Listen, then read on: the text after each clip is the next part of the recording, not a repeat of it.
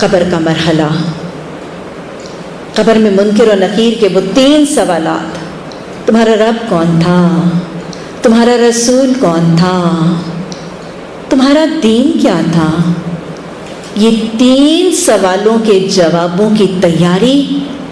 ابھی آپ نے وہ حدیث سنی کہ جو یقین کے ساتھ مؤذن کی پکار کا جواب دیتا ہے اور پھر دعا کرتا ہے، رضیت باللہ ربا وبمحمد رسولا وبالاسلام دینا، وہ جنت میں داخل ہوگا۔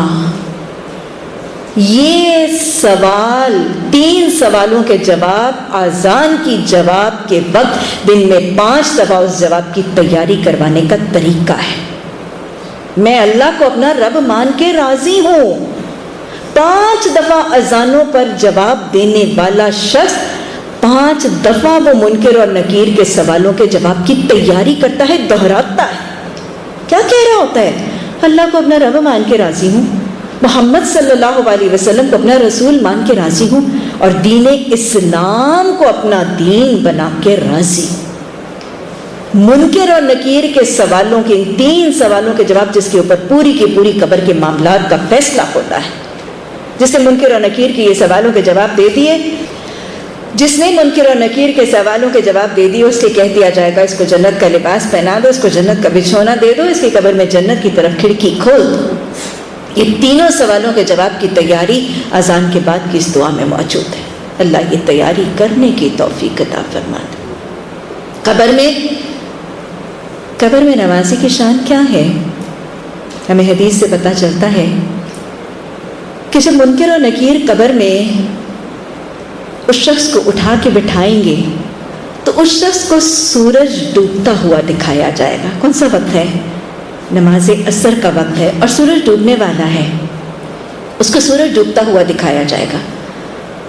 گویا اگر یہ نمازی ہوگا تو اس کی کس چیز کی فکر ہوگی؟ اپنی نماز عصر کی فکر ہوگی۔ منکر، اور میں حدیث کا مفہوم بتا رہی ہوں کہ حدیث بہت لمبی ہے، منکر اور نکیر اس شخص کو اٹھا کے بٹھائیں گے اور اس کو سورج ڈوبتا ہوا دکھایا جائے گا۔ یہ نمازی کی شان ہے جو عادی نمازی تھا، نمازیں قائم کرنے والا تھا، نمازوں کی تاخیر کی فکر کرنے والا تھا۔ اس کو سورج ڈوبتا ہوا دکھایا جائے گا، وہ فوراً جلدی سے لپکے گا نماز کی طرف۔ منکر اور نکیر اسے مخاطب ہو کر کہیں گے پہلے ہمارے سوالوں کا جواب دے دو۔ وہ انہیں ہٹائے گا اور کہے گا مجھے میری نماز ادا کرنے دو۔ یعنی اس کو فکر ہوگا کہ میری نماز عصر دیر ہو رہی ہے۔ منکر اور نکیر پھر اسے روکیں گے اور اسے کہیں گے پہلے ہمارے سوالوں کا جواب دو، اور وہ کہے گا نہیں نہیں، مجھے پہلے میری نماز ادا کرنے دو۔ یہ کون کرے گا؟ یہ صرف اس وقت وہی کر سکے گا جو زندگی میں اپنے نمازوں کو اول اور افضل وقت میں ادا کرنے کا خواہش مند اور فکر مند اور عادی رہا تھا۔